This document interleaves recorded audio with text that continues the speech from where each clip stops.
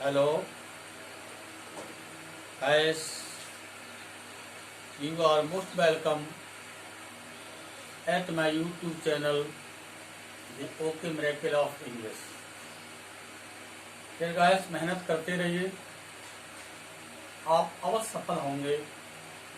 इस सेंटेंस के साथ आज हम इंग्लिश ग्रामर से संबंधित न्यू चैप्टर के बारे में अध्ययन करेंगे।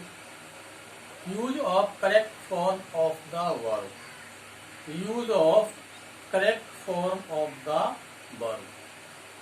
मोस्टली इस तरह के क्वेश्चन हाई स्कूल या कक्षा 10 की परीक्षा या कक्षा 9 की परीक्षा में पूछे जाते हैं। अन्य क्लासेस में भी ये क्वेश्चंस पूछे जाते हैं। पीजीटी में भी क्वेश्चंस पूछे जाते हैं और टेट, सुपर टेट और सी टेट में भी इस तरह के क्वेश्चंस पूछे जाते हैं। तो ये परीक्षा की दृष्टि से बहुत ही उपयोगी चैप्टर है। इसमें आज हम पढ़ेंगे correct form of the verb given in the bracket. Bracket में वर्ब दी जाएगी। वर्ब की मोस्टली प्रीवियस या फर्स्ट फॉर्म भी दी जाती है और सेंटेंस का जो भाव है, टेंस के आधार पर किस टेंस से बिलोंग कर रहा है, कैसा सेंटेंस है, उसमें हम उस वर्ब का प्रयोग करेंगे। तो वीडियो को शुरू करने से पहले आपसे निवेदन करेंगे, अगर पहली बार चैनल पर विजिट कर रहे हैं, फर्स्ट टाइम आप वीडियो को वॉच कर रहे हैं, तो सब्सक्राइब कर लीजिए चैनल को, बेल आइकन प्रेस कर लीजिए, जिससे प्रत्येक बनने वाले वीडियो का नोटिफिकेशन सबसे पहले आप तक पहुंचे। और वीडियो अच्छा लगे लाइक शेयर कमेंट करें, अधिक से अधिक अपने दोस्तों को शेयर करें, जिससे कि उन्हें भी लाभ मिल सके। तो let's begin today session without delaying our time. Use of correct form of the verb.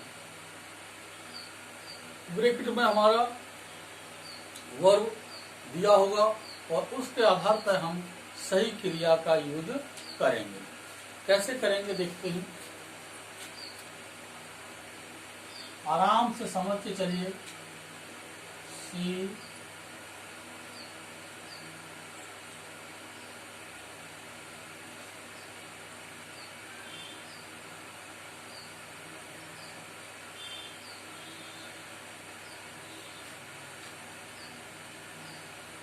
First यह है और ब्रैकेट में दिया है आपका।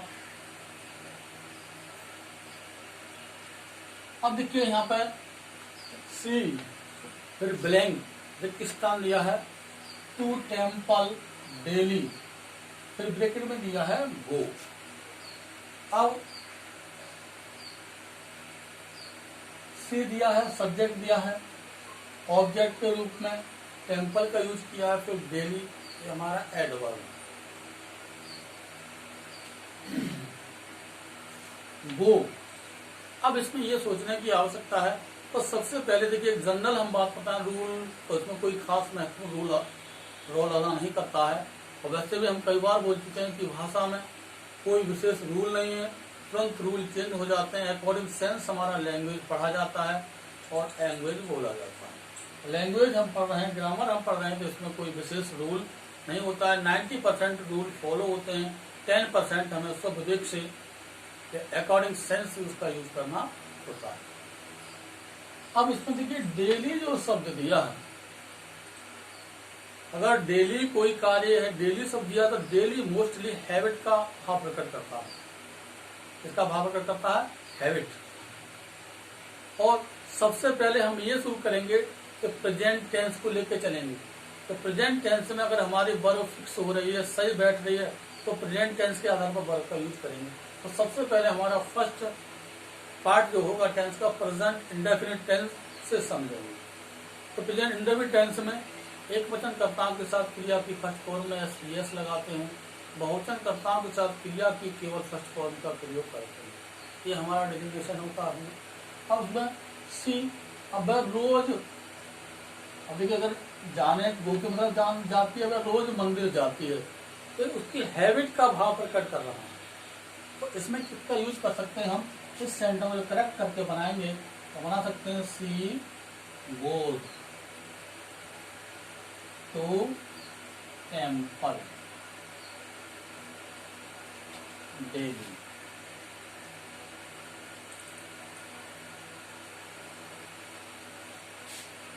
अब ये तो हमने प्रेजेंट में बना दिया, कोई बात नहीं, ये बिल्कुल करेक्ट है, ऑल करेक्ट है कि हम सबसे पहले प्रेजेंट शुरू करेंगे।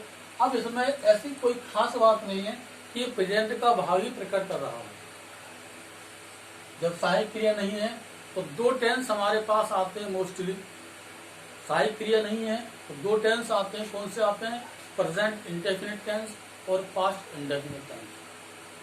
कौन से आते हैं dear students, present indefinite tense और पास्ट इंडेफिनिट टेंस। ऐसे दो हमारे टेंस के पार्ट हैं जिनमें सहायक क्रिया का यूज साधारण तौर पर या अफर्मेटिव सेंटेंस में नहीं किया जाता है। तो असर्टिव या अफर्मेटिव सेंटेंस है हमारा, तो प्रेजेंट टेंस में हमने बना दिया, हम पास्ट में बना सकते हैं। हैबिट पास्ट में भी शो होती है कि वे रोज मंदिर जाया करती थी, तो ये भी सेंटेंस हमारा करेक्ट है। इसको हम ऐसे भी मान सकते हैं, she went to temple daily. अब बात आ जाती है, ये दोनों ही सेंटेंस हमारे करेक्ट हैं पॉइंट ऑफ व्यू से, एग्जाम की दृष्टि से। अगर बात आ जाती है ऑप्शन वाली बात आती है, जैसे टेट, सुपर टेट, टेली की पीजी ऑप्शन में दिया होता है। अगर ये दोनों ही सेंटेंस दिए जाएं, बहुत मार्मिक बात बताना चाहूंगा, अगर दोनों ही सेंटेंस, दोनों ही आपके सेंटेंस सही हैं तो हमेशा आप उसको प्रीफेंस करेंगे, प्रेजेंट इंडेफिनिट टेंस को प्रीफेंस करेंगे। तो मोस्टली हैबिट का भाव प्रकट करता है प्रेजेंट इंडेफिनिट, अर्थात प्रेजेंट में शो करने की कोशिश करिए। अगर कोई शब्द ऐसा नहीं है जो कि पास्ट का भाव प्रकट कर रहा है, तो इसलिए हम अगर दोनों किसी से पूछा जाए तो इसमें दी बेस्ट कौन सा है, तो दी बेस्ट तो खैर दोनों ही है, लेकिन कहना चाहिए कि इनमें भी सुपर बेस्ट कौन सा है, दी बेस्ट से भी अपर कहना चाहिए। तो हम मानेंगे सी गोस टू टेम्पल डेली, ये हमारा ऑप्शन के बेस पर जो करेक्ट आंसर माना जाएगा। क्योंकि बिल्कुल 4 ऑप्शन दिए होते हैं, 4 में 3 ऑप्शन, मतलब 4 ऑप्शन सही नजर आते हैं, 2 ऐसे हो सकते हैं नहीं हो, 2 होंगे सही, तो 2 में भी उस सही को ढूंढेंगे बहुत नजदीक है, नियर द पॉइंट, तो हम उसके लिए प्रीफरेंस करेंगे। ये हमारा पहला सेंटेंस है। दूसरा देखिए,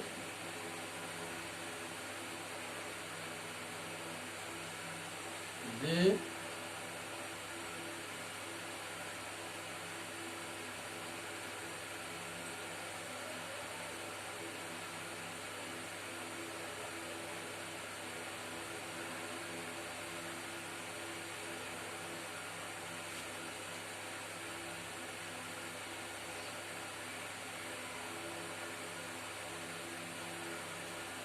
देखिए ब्रैकेट में दे ब्लैंक है द रामायण कृष्ण रीड।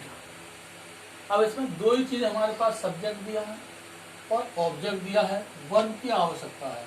जब सब्जेक्ट और ऑब्जेक्ट दिया हो और वर्ब हमें लगाना हो तो हमें ये सोचना है कि पहले टेंस पर जाइए, कौन से टेंस का बात हो सकता है। अब सब्जेक्ट ऑब्जेक्ट हर किसी टेंस में होते हैं, ऐसा कोई टेंस नहीं होगा सब्जेक्ट ऑब्जेक्ट न ले।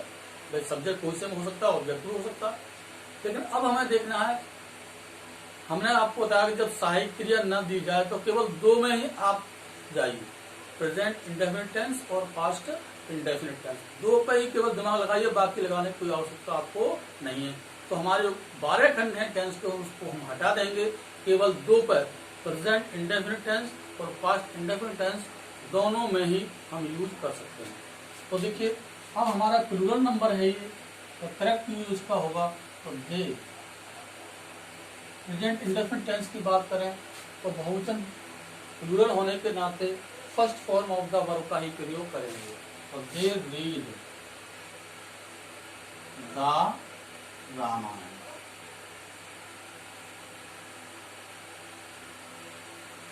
दे रीड द रामायण, ये हमारा प्रेजेंट इंडेफिनिट टेंस का वाक्य हो गया और ये बिल्कुल करेक्ट फॉर्म का यूज इसमें हो गया।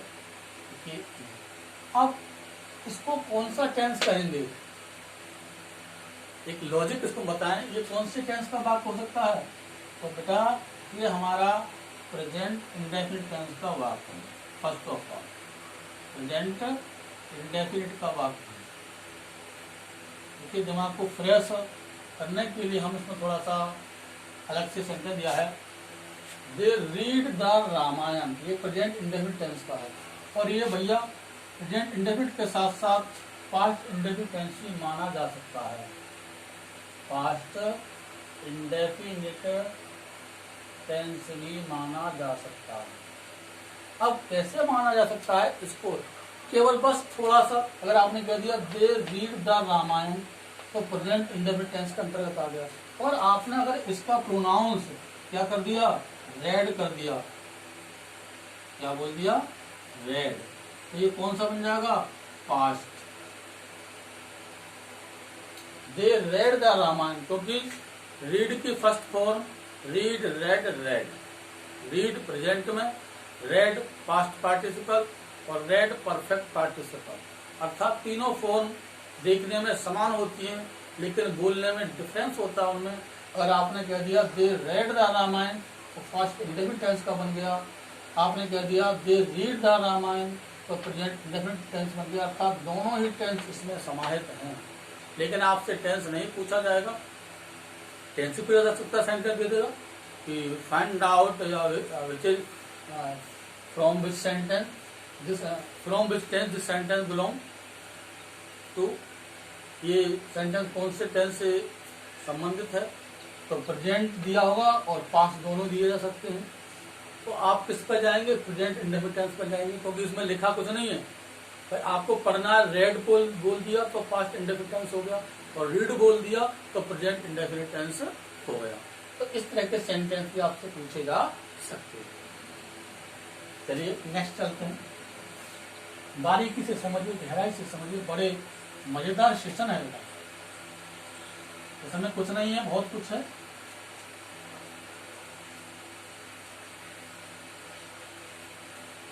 दूसरा पॉइंट देखिए,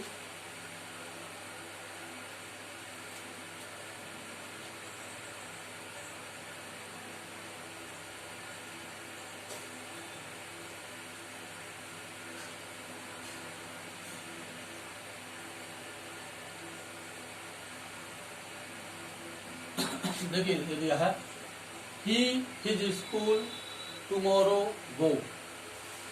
अब देखिए वर्ब की फर्स्ट फॉर्म है, इसका सही यूज कैसे करेंगे आप। अब कुछ हमारे एडवर्ब्स होते हैं जो टाइम को, एडवर्ब ऑफ टाइम, समय को प्रकट करते हैं। तो टुमारो जो वर्ड है वो फ्यूचर के लिए बताता है। टुडे ऐसा वर्ड है जो तीनों टेंस में यूज हो सकता है। प्रेजेंट का यूज कर सकते हैं इसमें, पास्ट में भी यूज हो सकता है और हमारा फ्यूचर में भी यूज हो सकता है। अब यस्टरडे वर्ड आता है तो वो केवल पास्ट में यूज होगा, ना फ्यूचर में होगा, ना प्रेजेंट में होगा। इसी तरह से टुमारो आता है तो किसका भाव प्रकट कर रहा है, फ्यूचर टेंस का भाव प्रकट कर रहा है। तो फ्यूचर में तो फर्स्ट पार्ट होगा हमारा फ्यूचर इंडेफिनिट टेंस का होगा। तो इस सेंटेंस को टुमारो के आधार पर हम फ्यूचर इंडेफिनिट टेंस के आधार पर उसकी क्रिया का प्रयोग करेंगे। तो उसमें हम जानते हैं कि ही, सी जो भी है, आई भी को छोड़कर सभी के साथ क्या लगाते हैं, बिल लगाते हैं। तो हमें सारी क्रिया भी लगानी है, सम फिर फर्स्ट फॉर्म भी लगाते हैं। वो यहाँ पर टू शब्द और जोड़ देंगे क्योंकि दिया होगा, go to his school tomorrow. तो हमने क्या ऐड किया यहाँ पे, बिल को।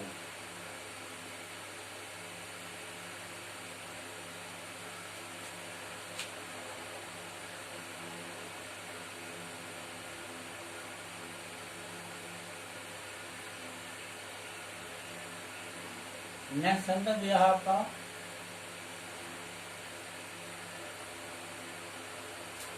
यू डॉट डॉट अथवा ब्लैंक द ताजमहल यस्टरडे। हमने अभी बताया था कि यस्टरडे वर्ड जो है पास्ट के लिए यूज होता है, या पास्ट फॉर्म या पास्ट टेंस का भाव प्रकट करता है। अब इसमें सी दिया है, फर्स्ट फॉर्म दिया है, तो पास्ट टेंस के अंतर्गत भी कौन सा होगा, पास्ट इंडेफिनिट को प्रीफेंस करिए, और mostly yesterday word past indefinite tense में यूज होता है, बाकी टेंस में यूज देखने को कम मिलता है। तो इसका जो बेसिक यूज है वो पास्ट इंडेफिनिट टेंस के लिए ही दिया गया है। तो सीधी बात है, हमें टेंस पता है तो हम पास्ट इंडेफिनिट टेंस में वर्ब की सेकंड फॉर्म का प्रयोग करते हैं। तो सी का क्या हो जाएगा बेटा, साव हो जाएगा, डी साव दा साव में यस्टरडे।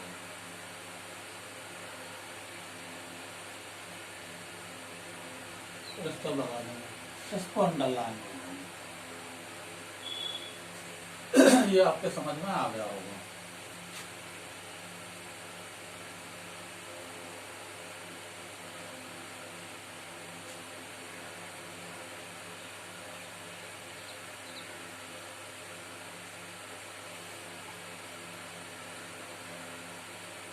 देखिए नेक्स्ट सेंटेंस आपका दिया है, Meena has her work, bracket में दिया है फर्स्ट फॉर्म फिनिश। अब देखिए सहायक क्रिया से हम टेंस को पहचान लेते हैं। हैज हैव कौन से में आता है, प्रेजेंट परफेक्ट टेंस में हैज हैव का यूज होता है। अब प्रेजेंट परफेक्ट टेंस की हमें जानकारी है कि हैज हैव के साथ वर्ब की थर्ड फॉर्म का प्रयोग किया जाता है। तो क्या हम बना देंगे इसे, मीना हैज, तो भी थर्ड क्या हो जाएगा उसका, फिनिश का, फिनिश हर वर्ब।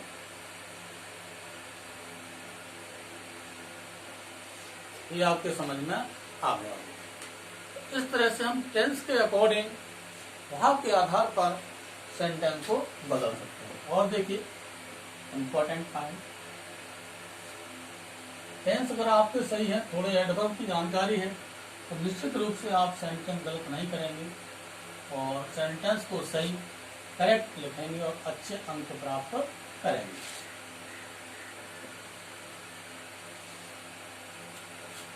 छठा नंबर देखिए,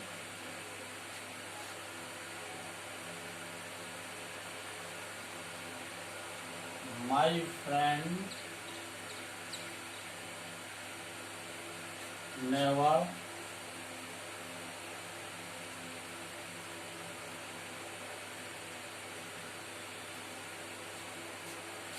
my friend never a lie tell. अब हमने बताया इसमें सहायक क्रिया नहीं है, तो दो ही टेंस होंगे, प्रेजेंट इंडेफिनिट टेंस होगा या पास्ट इंडेफिनिट टेंस होगा। तो हमेशा प्रेजेंट इंडेफिनिट टेंस में आप बनाइए, कोई भी दिक्कत आपको नहीं होने वाली है। जैसे बना सकते हैं माई फ्रेंड। अब देखिए हमारे कुछ ये पैटर्न ऑफ फ्रीक्वेंसी है, नेवर है, ऑलवेज है, ऑफन है, सेल्डम है, ये भी मोस्टली प्रेजेंट टेंस में यूज होते हैं और क्रिया से पहले होते हैं। जब नेवर का यूज हो तो हम सेंटेंस को अफर्मेटिव सेंस में नेवर लगा के अफर्मेटिव सेंस वाला यूज करते हैं, अर्थात अफर्मेटिव मूड वाले वर्ब का यूज करते हैं। एक वचन कर्ताओं के साथ क्रिया की फर्स्ट फॉर्म में एस जोड़ते हैं, बहुवचन कर्ताओं के साथ क्रिया केवल फर्स्ट फॉर्म का प्रयोग करते हैं। इसमें दिया है my friend never a lie tell. तो माई फ्रेंड हमारा कैसा है, सिंगुलर सब्जेक्ट है, तो इसके साथ अफर्मेटिव अगर फॉर्म लेंगे तो एस लगाते हैं। ये मत समझो कि नेगेटिव है, नेगेटिव तो है, लेकिन क्रिया की फर्स्ट फॉर्म में एस लगाएंगे एक वचन कर्ताओं के साथ। ये बहुत ध्यान देने की आवश्यकता है। यहाँ पर माई फ्रेंड नेवर क्या हो जाएगा, टेल्स ए लाई, अंडरलाइन कर देंगे। इस तरह से सेंटेंस को आसानी से हम बना सकते हैं। और देखिए इस तरह का सेंटेंस परीक्षा में आया है,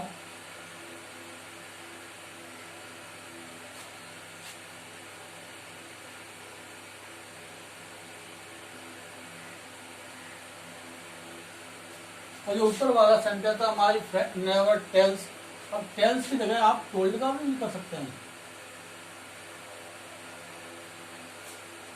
क्योंकि पास्ट में मान लो भाई क्रिया तो उसमें है नहीं, सहायक क्रिया नहीं तो नेवर पास्ट में आ सकता है। तो पास्ट की आदत को भी प्रकट कर सकते हैं, प्रेजेंट की आदत प्रकट कर सकते हैं कि कभी झूठ नहीं बोलता है या झूठ नहीं बोलता था, अर्थात नहीं है इस समय हमारा फ्रेंड दुनिया में। तो उसके लिए हम क्या कर सकते हैं, टूल्ड का यूज कर सकते हैं। दोनों ही मान्य होंगे, दोनों ही करेक्ट होंगे। तो लेकिन कोशिश करिए कि प्रेजेंट में बनाइए, हमेशा आप दोनों के चक्कर में मत रहिए। बन सकता है पास्ट में, लेकिन ये सेंटेंस जो आपके सामने है इसलिए हम बात कर रहे हैं। द अर्थ ब्लैंक दिया है, द सन फिर दिया मूव। थोड़ा सा सेंटेंस और पूरा करते हैं जिससे अब तुम्हें स्पष्टता है। ये दिया है move, the earth dot dot around the sun फिर मूव। अब इसमें भी हमारा सहायक क्रिया नहीं है तो ये भी कोई से टेंस बन सकता है जैसे हम पीछे बता चुके हैं, लेकिन नहीं, ये हमारा प्रेजेंट टेंस में ही बनेगा। पास्ट में ये सही नहीं माना जाएगा, क्योंकि इस सेंटेंस से यूनिवर्सल ट्रुथ का भाव प्रकट हो रहा है, सार्वभौमिक सत्यता का भाव प्रकट हो रहा है। जब सार्वभौमिक सत्यता का भाव प्रकट हो तो हमेशा दिए गए सेंटेंस को प्रेजेंट टेंस में ही रखते हैं, अर्थात प्रेजेंट इंडेफिनिट टेंस का प्रयोग करते हैं।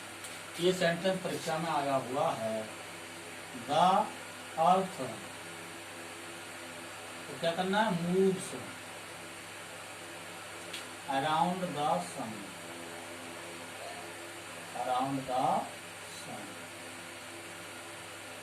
अगर ऑप्शन की बात करें तो कहीं मूव्स दिया होगा, कहीं मूव दिया होगा, कहीं मूविंग दिया होगा, कहीं मूव दिया होगा। तो ना आपको मूव्ड लगाना है, ना मूविंग लगाना है, और ना ही मूव्ड लगाना है। आपको क्या लगाना है, मूव्स लगाना है। केवल प्रेजेंट टेंस में ही बनेगा। तो इस तरह के सेंटेंसेस हैं, इनका हम वर्ब के रूप में यूज कर सकते हैं। तो उम्मीद है कि आपके समझ में आ गया होगा, क्योंकि इसमें ज्यादा बताने की जरूरत नहीं है। इसी तरह की अगर आपको टेंस की भली भांति जानकारी है तो आप निश्चित रूप से इसका बढ़िया करके प्रयोग कर सकते हैं और अपने अच्छे अंक प्राप्त कर सकते हैं। तो thanks for watching this video. जय हिंद, जय Bharat, take care, best of luck.